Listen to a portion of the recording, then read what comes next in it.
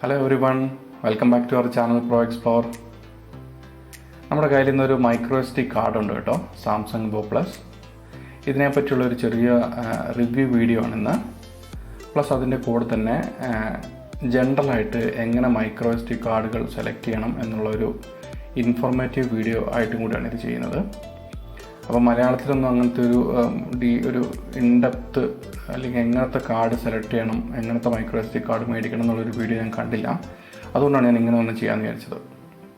അപ്പോൾ എല്ലാവർക്കും വീഡിയോയിലോട്ട് സ്വാഗതം. നമുക്ക് നേരെ വീഡിയോയിലോട്ട് പോകാം. അപ്പോൾ ഇതാണ് കേട്ടോ നമ്മുടെ MicroSD card. Samsung EVO Plus 128GB MicroSD കാർഡാണിത്. ഇത് ഞാൻ മേടിച്ചത് ടാറ്റ ക്ലിക്കിൽ നിന്നാണ്. ആമസോണിലും ഫ്ലിപ്കാർട്ടിലൊക്കെ ഉണ്ട്. ടാറ്റ ക്ലിക്കിൽ വില കുറവുണ്ട്. പ്ലസ് അത് മാത്രമല്ല, ടാറ്റ ക്ലിക്കിൽ ഈ കാർഡിൻ്റെ സ്പീഡിനെ പറ്റിയുള്ള ഡിസ്ക്രിപ്ഷൻ കറക്റ്റായിട്ട് എനിക്ക് തോന്നി. അതുകൊണ്ടാണ് ഞാൻ മെയിനായിട്ട് അവിടെ നിന്ന് മേടിച്ചത് കേട്ടോ. ഇതിൻ്റെ model EVO Plus 128GB Samsung. Okay, ഞാനിത് ഓൾറെഡി ഓപ്പൺ ചെയ്തതാണ്. ഞാൻ ടെസ്റ്റ് ചെയ്ത് നോക്കിയായിരുന്നു. അപ്പോൾ നിങ്ങളെ കാണിക്കാൻ വേണ്ടി ഞാൻ ഒന്നുകൂടെ അതെങ്ങനെയാണ് പാക്ക് ചെയ്ത് വരുന്നത് അതുപോലെ ആക്കി വെച്ചിട്ടുണ്ട്. അപ്പോൾ നമുക്ക് ഓപ്പൺ ചെയ്ത് നോക്കാം. ഇതിൻ്റെ കൂടെ നമുക്കൊരു MicroSD കാർഡ് കിട്ടും. അതിൻ്റെ കൂടെ ഒരു SD അഡാപ്റ്ററും കൂടെ കിട്ടും. കണ്ടോ, വലുതായിട്ട് കാണുന്നതാണ് SD അഡാപ്റ്റർ. SD അഡാപ്റ്റർ എന്തിനാണെന്ന് എല്ലാവർക്കും അറിയാമല്ലോ അല്ലേ. ലാപ്ടോപ്പിലൊക്കെ കണക്ട് ചെയ്യാനും പിന്നെ കോമ്പാറ്റബിൾ ആയിട്ടുള്ള SD കാർഡ് മാത്രം സപ്പോർട്ട് ചെയ്യുന്ന ഡിവൈസിലൊക്കെ കണക്ട് ചെയ്യാൻ വേണ്ടിയിട്ടാണ് ഈ അഡാപ്റ്റർ. MicroSD സപ്പോർട്ട് ചെയ്യാത്ത ഡിവൈസുകളിൽ നമുക്ക് SD കാർഡ് വെച്ചിട്ട് ഈ SD അഡാപ്റ്റർ വെച്ചിട്ട് നമുക്ക് ഈ MicroSD കാർഡ് കണക്ട് ചെയ്യാൻ പറ്റും. എനിക്ക് തോന്നുന്നു പഴയ മോഡൽ ക്യാമറയിലൊക്കെ അങ്ങനത്തെ SD അഡാപ്റ്റർ മാത്രമേ സപ്പോർട്ട് ചെയ്യുള്ളൂ. അപ്പോൾ ഇതാണ് adapter. Samsung SD adapter for MicroSD എന്ന് എഴുതിയിട്ടുണ്ട്. അതിൻ്റെ ബാക്ക് സൈഡിൽ കൺട്രി ഓഫ് ഒറിജിനൊക്കെ എഴുതിയിട്ടുണ്ട്, മെയ്ഡ് ഇൻ ചൈന. ഈ കാണുന്നതാണ് ഇതിൻ്റെ റൈറ്റ് ലോക്ക്. അപ്പോൾ നമുക്ക് റൈറ്റ് പ്രൊട്ടക്ഷൻ വേണമെങ്കിൽ നമുക്കത് എനേബിൾ ചെയ്യാം. ജസ്റ്റ് റീഡ് മാത്രം വേണമെങ്കിൽ അത് എനേബിൾ ചെയ്തിട്ട് ചെയ്യാൻ പറ്റും. ഇതിലാണ് നമ്മൾ MicroSD കാർഡ് ഇൻസേർട്ട് ചെയ്യുന്നത്. ഓക്കെ, അതാണ് MicroSD കാർഡിൻ്റെ അഡാപ്റ്റർ.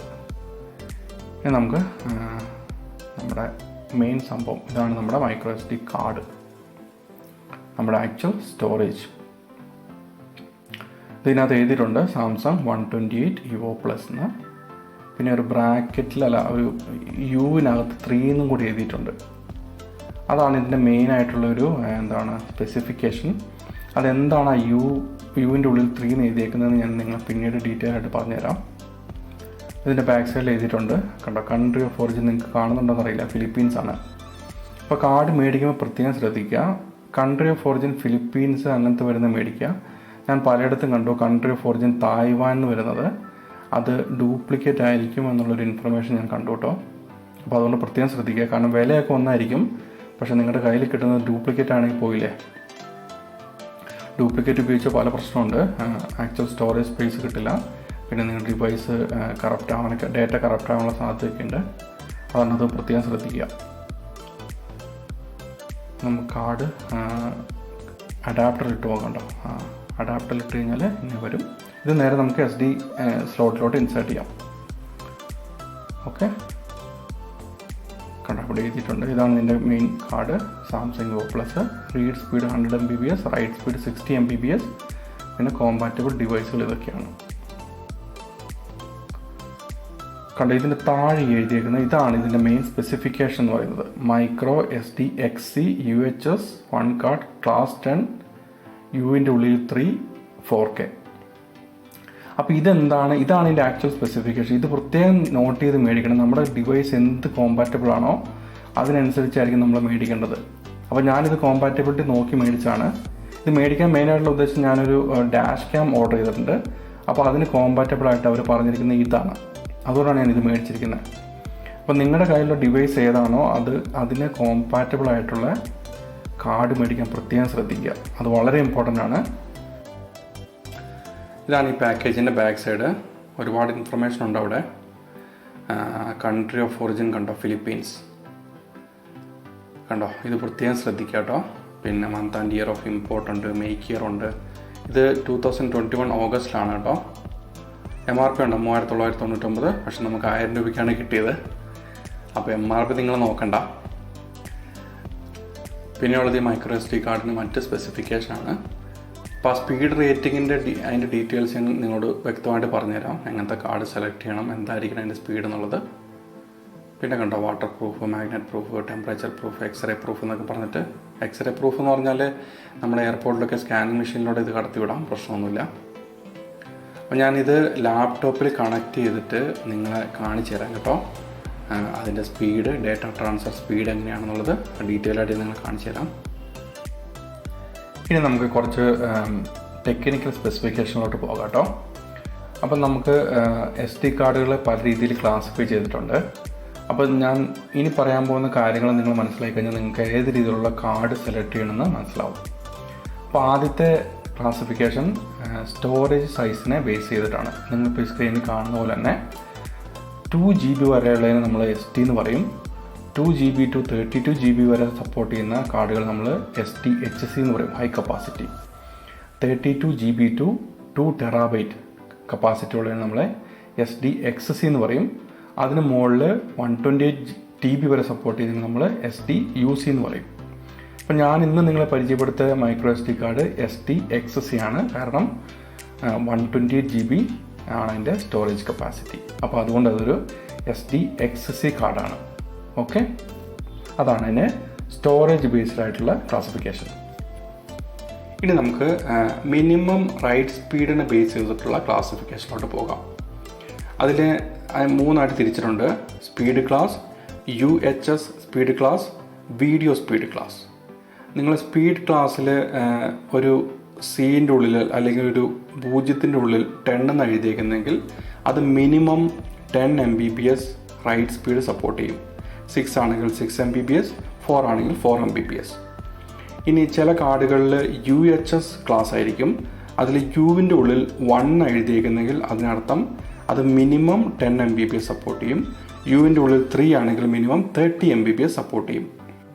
ഇനി നിങ്ങളുടെ കാർഡിൽ V90, V60, V10, V6 എന്നൊക്കെ എഴുതിയേക്കുന്നെങ്കിൽ അതിനർത്ഥം V90 ആണെങ്കിൽ മിനിമം 90 Mbps, V30 ആണെങ്കിൽ മിനിമം 30 Mbps. അങ്ങനെ എന്താണ് നമ്പർ എഴുതിയിരിക്കുന്നത് ആ നമ്പറിൻ്റെ ആയിരിക്കും അതിൻ്റെ മിനിമം റൈറ്റ് സ്പീഡ്. ഓക്കെ, അപ്പോൾ അതാണ് പ്രത്യേകം ശ്രദ്ധിക്കേണ്ടത്. ഇനി നിങ്ങൾ ശ്രദ്ധിക്കേണ്ട കാര്യം, നിങ്ങൾ ആ സ്ക്രീനിൽ കാണുന്ന റൈറ്റ് സൈഡിലെ കറസ്പോണ്ടിങ് വീഡിയോ ഫോർമാറ്റ് ഏതാണെന്ന് നോക്കുക.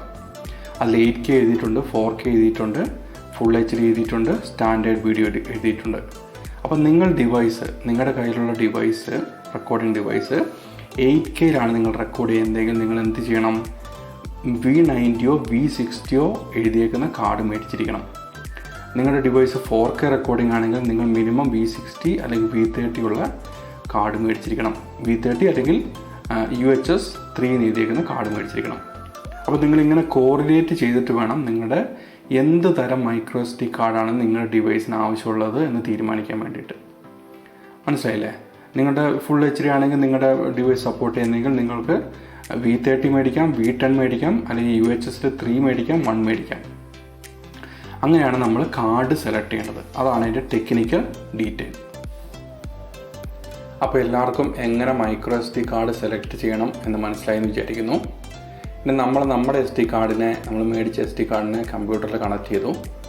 അപ്പോൾ ഇതാണ് നമ്മുടെ ഫ്രീ സ്പേസ് കാണിക്കുന്നത്. 128GB ആണ് നമ്മൾ മേടിച്ചത്, പക്ഷേ 119GB ആണ് യൂസബിൾ ഫ്രീ സ്പേസ്. ബാക്കിയുള്ള ഫ്രീ സ്പേസ് ഫോർമാറ്റിങ്ങിനും മെറ്റാഡേറ്റയ്ക്കൊക്കെ വേണ്ടി ഉപയോഗിക്കും. അപ്പോൾ നമുക്ക് ഇത്രയും സ്പേസ് നമുക്ക് ഉപയോഗിക്കാൻ വേണ്ടി കിട്ടും. 119GB free space. ഓക്കെ, ഇനി നമുക്ക് ഡേറ്റ ഒന്ന് ട്രാൻസ്ഫർ ചെയ്ത് നോക്കാം. പ്രൈവസിക്ക് വേണ്ടി ഞാൻ നിങ്ങൾക്ക് ഡേറ്റ ട്രാൻസ്ഫർ ചെയ്യുന്ന വിൻഡോ മാത്രമേ കാണിക്കത്തുള്ളൂ കേട്ടോ. എല്ലാവരും സഹകരിക്കുക.